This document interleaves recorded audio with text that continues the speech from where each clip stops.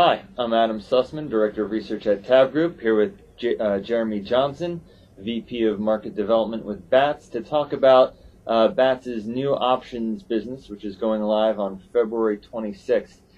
JJ, can you tell me a little bit about what you're going live with? Mm-hmm. No, we will be launching with 18 underlyings.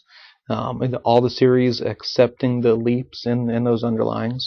The exact list of 18 is available online along with the other paperwork and kind of the broader rollout schedule.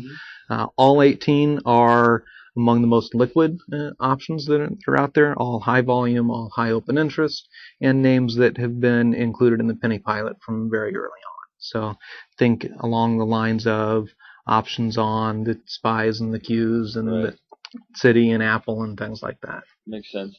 One of the things that strikes me is how quickly it seemed that your application was approved. I mean, what do you attribute that to? Well, I think there's really two things that are behind that. One, we had a very aggressive timeline overall. The most important factor was the fact that we were already an exchange to begin with. So in going through and starting the process with the commission, there was already that shield and that recognition that we had a lot of the building blocks in place from a membership standpoint. Right.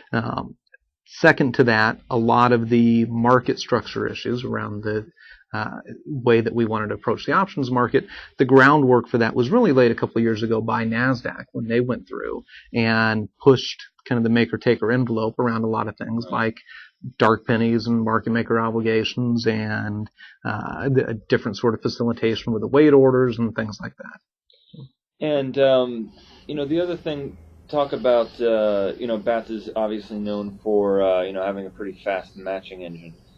We were talking earlier about, how you had to scale that a little bit different for the options business. Talk about, why you had to scale that differently and how you did that. Yeah, well, so that's when you think about BATS and our niche in the marketplace on the equity side, it has been and will be on the options leading first and foremost with technology. All right, so that's latency, throughput, the consistency of what we offer from the environment. On the equity side, we run a typical order to execution ratio in the neighborhood of 7-to-1, 9-to-1 in that neighborhood. On the option side, again, you're not talking about just IBM. You're talking about series and series and series and IBM puts and calls and strikes and expirations. We're expecting that order to execution ratio to be in the thousands, 3,000-to-1, potentially 4,000-to-1. So being able to have the multiple matching engines and things like that really scale it horizontally in a different way is something that we had to do from an architecture standpoint. Other than that, it's the same matching engine structure. It's the same fixed handlers and things like that. So we expect to, out of the gate, really offer the same sort of performance that we're known for on the equity side. So enough with the softball questions. Why do we need another options exchange? I mean, what's the value add you're bringing to market structure?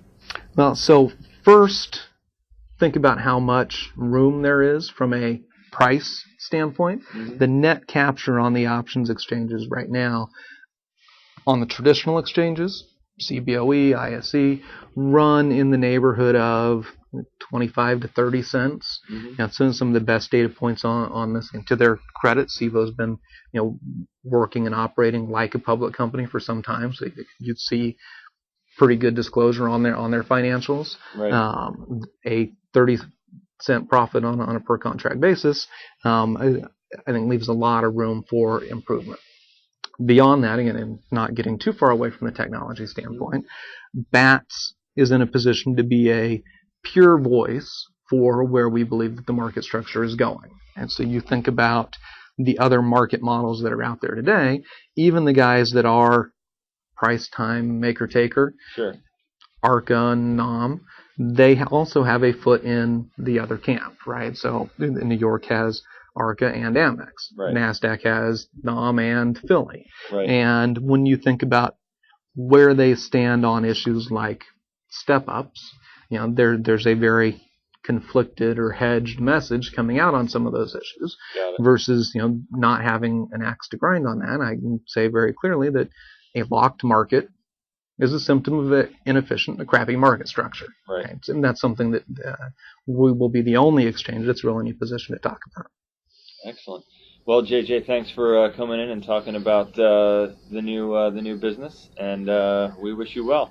This is Adam Sussman, Director of Research at TABB Group, joined by Jeromee Johnson, VP of Market Development with BATS. Thank you.